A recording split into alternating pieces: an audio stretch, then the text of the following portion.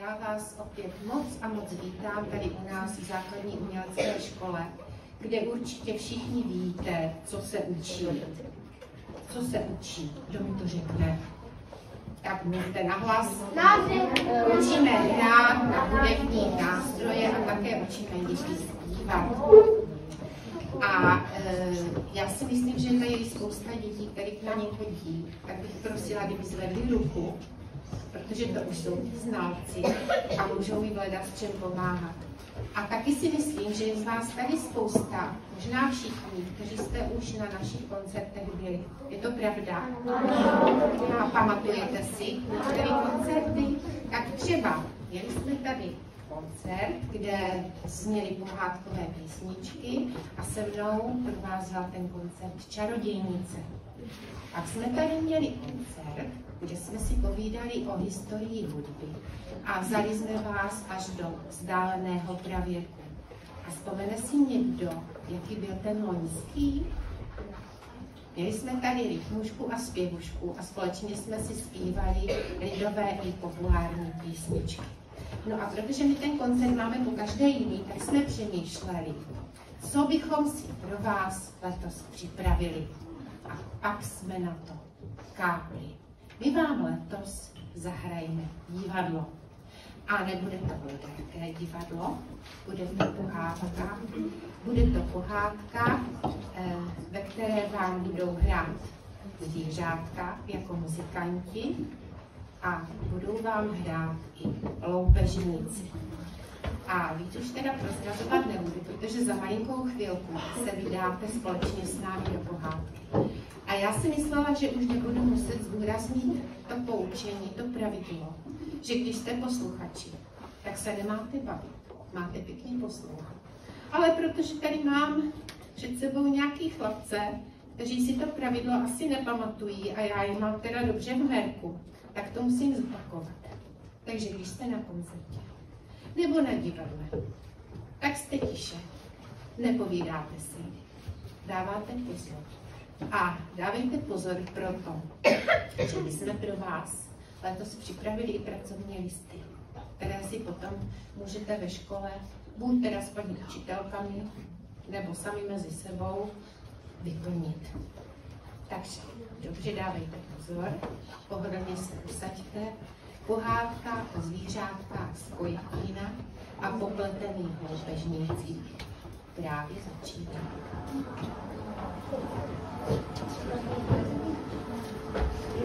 Dobré odpoledne, milé děti, paní učitelky. My si tady dnes máme říct nějakou pohádku. A já si úplně nepamatuju, kterou, ale mám tady pohádkový košík, ve kterém budu mít snad nějakou nápovědu, co se má dneska hrát. Mám tady flašku od vína, prázdnou, a tu jsem našla v košíčku u červené karpulky, ale ta nám utíkala směrem na Měrovice. Nevím, máte tady vlky? Ne, tak karpulku hrát nebudeme. Pak tady mám čočku přebranou. Kdybychom z vás udělali holoubky, tak bychom mohli hrát co? Ale škoda, tolik krásných holoubek. A pak tady mám knížku. Co v ní bude? O zvířátkách a loupežnících. Bude to ono? Krása. Ale ještě než začneme. Já potřebuju nějakého dobrovolníka. Prosím, pojď. Byla z první.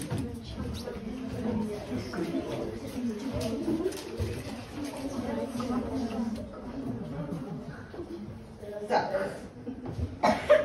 Jestli to dneska udělám teď mlynářku, jo? Až ti řeknu, tak řekneš jdi pryč, Telenochu. Zvládneš to? Zkusí to říct? Jdi pryč, Telenochu. Krása na vás. Tak pojď se postavit tady. Vy se děti pohodlně usaďte, protože pohádka nám právě začíná. Ale v jedné malé vesnici poblíž Kojetína žila kdysi mlynářka, K těžké práci používala svého chytrého oslíka. Oslík ale po letech zestárnul a už nepracoval tak rychle jako dřív. A proto mu mlynářka řekla: Jdi pryč, ty lenochu!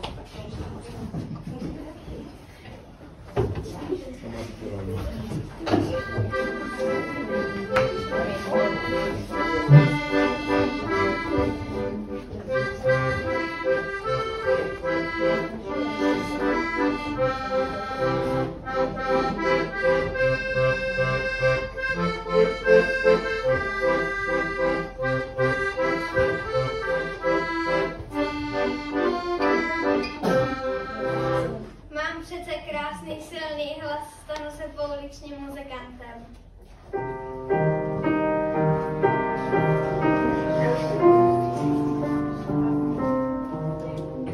Skákal pes přes oves, přes zelenou louku, šel za ním myslivec, hero na klobouku. Pejsku náš, co děláš, že jsi smutný stále, řek bych vám, neboj sám, už nemohu dále. Jsem už starý, nic neulomím a proto mě nikdo nechce. Netrap se, kamaráde, máš přece krásný silný hlas, mohlo bys nám být dobré duo. Dobrá.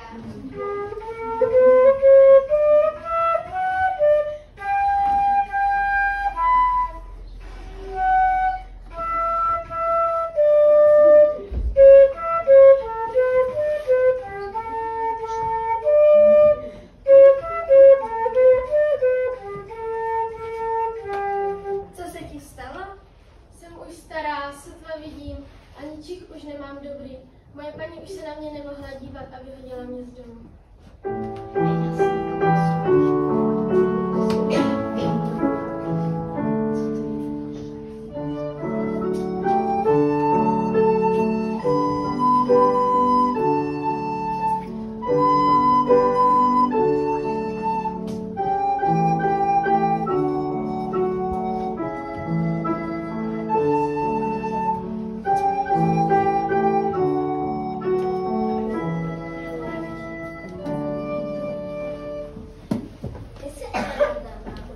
Nechceš jít s námi do města? A víte, že moc ráda?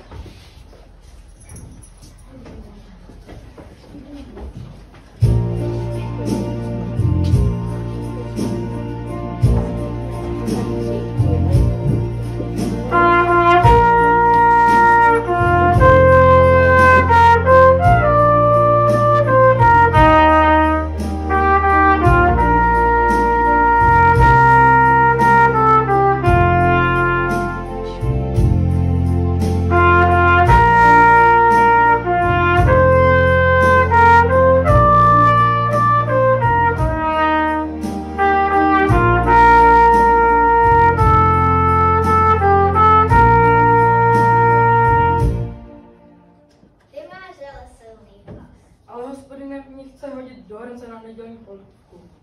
Tak chceš se stát taky muzikantem a jít s námi do města? Si pište, že chci, přece já skončím v polívce.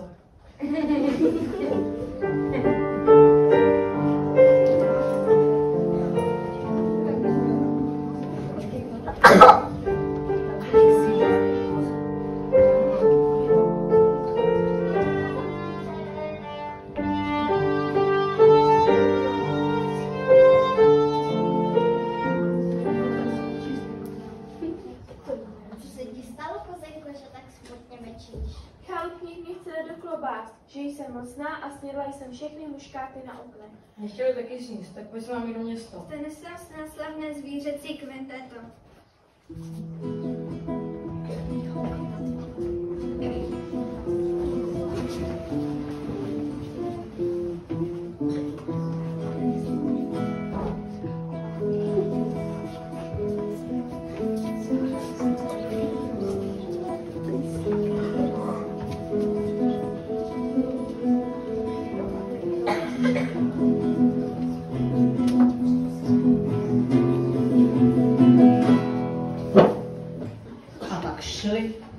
cestou, necestou, polem, nepolem a nakonec i lesem. A to zrovna tím hlubokým lesem.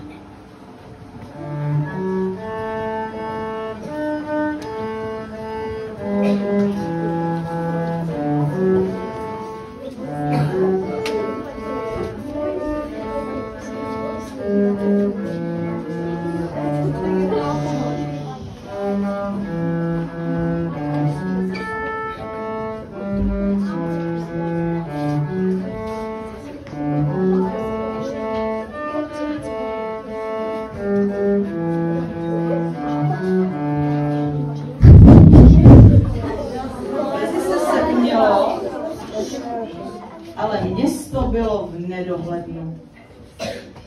Večer nemohli už zpátky, les se zavřel za zvířátky. Vidím světlo. Tam by mohlo být dobré místo na přespání. Tak jdeme. A tak jdou lesem tmou, levá, pravá, přední, zadní, pozor, kozo, neupadni. Došli k staré chatrči. Z okýnka se světlo lije, oslík všechny odstrčí. Jen chci vědět, kdo tam žije. A já snad ne? Jen kousíček na koupě. Kozo, pozor na rohy. Všichni ticho, jsou to loupežníci.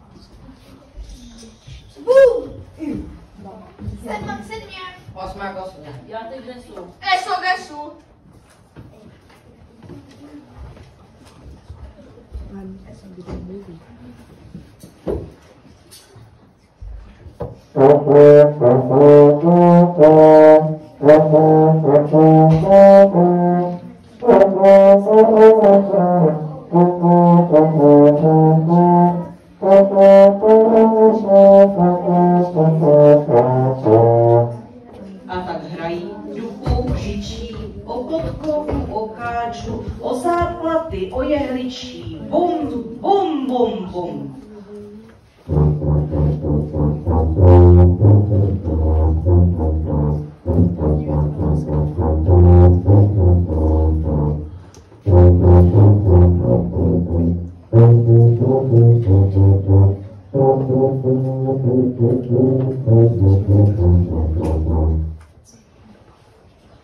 Co je to za lidi? Jak jsem říkal, loupežníci.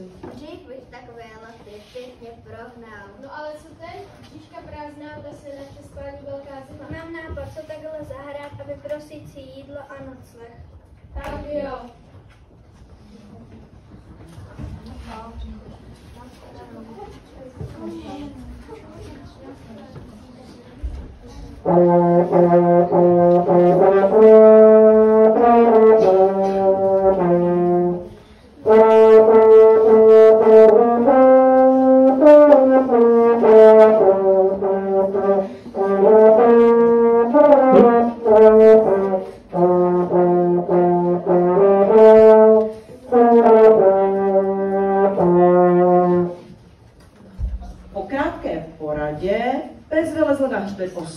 Kočka vylezla na záda sovy a kohout si sedl na kočku. Koza dožvíkala poslední svačinu, kterou si vzala na cestu a na její povel všichni spustili koncert. 3, 4.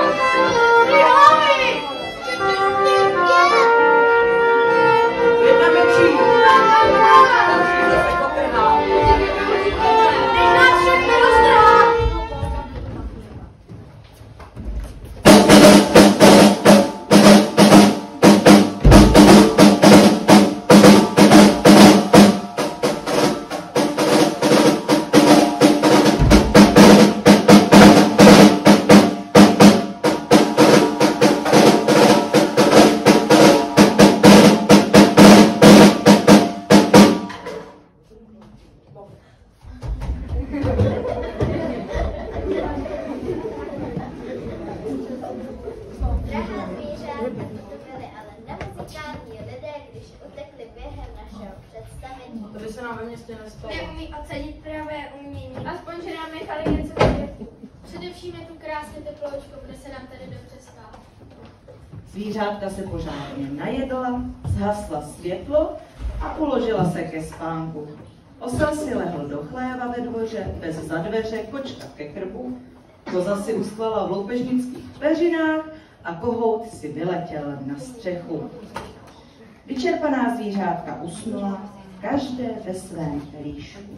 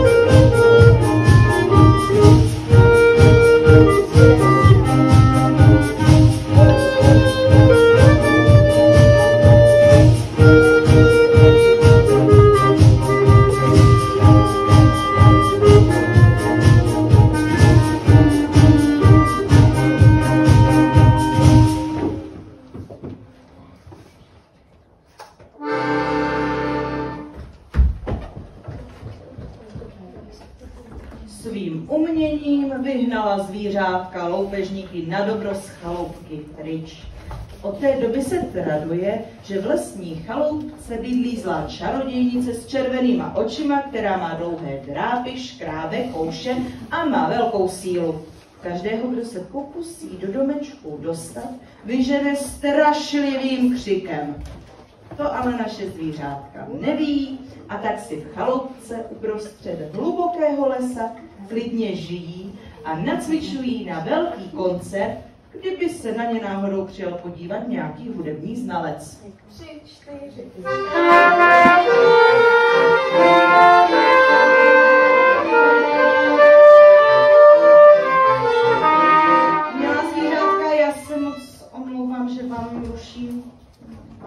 vystoupení, ale takhle by to nešlo. Podívejte se, my tady máme děti, které se přišly podívat do základní umělecké školy.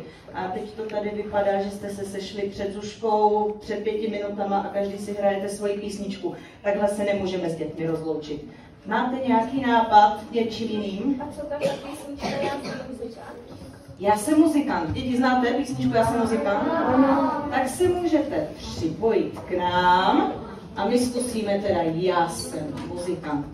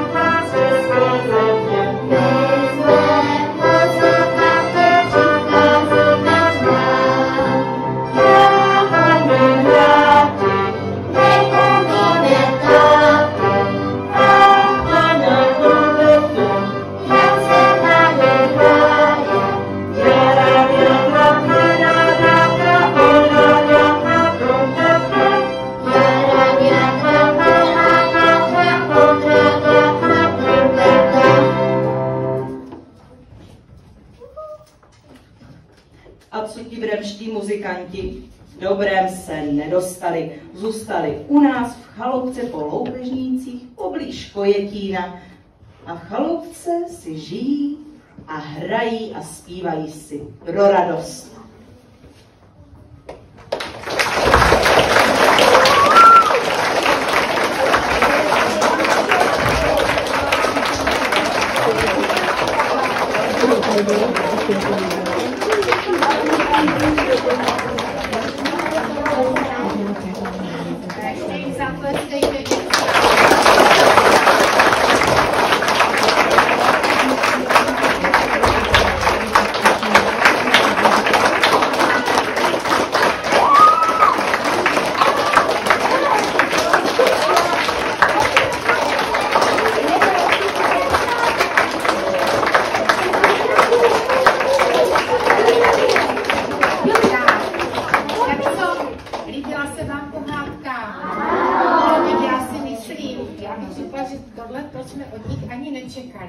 Protože vám prozradím, že teda ta závěrečná věta zněla, že si hrají pro radost, ale ani zvířátka, ani loupežníci si nehrají jen tak pro radost. Oni se totiž všichni přihlásili do základní umělecké školy, takže jsou u nás.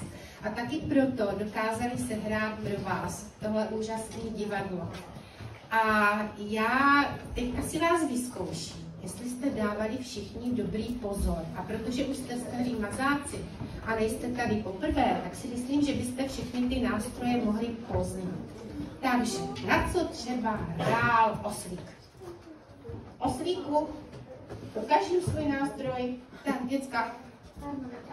No a já si myslím, že byste to, pokud to víte, tak všichni takhle nějak mohli na mě zakřičet, ať vás nemusím vyvolávat. Tak, na co třeba hrála kočička? A teď pozor, těžká otázka. Na co hrála Nikča?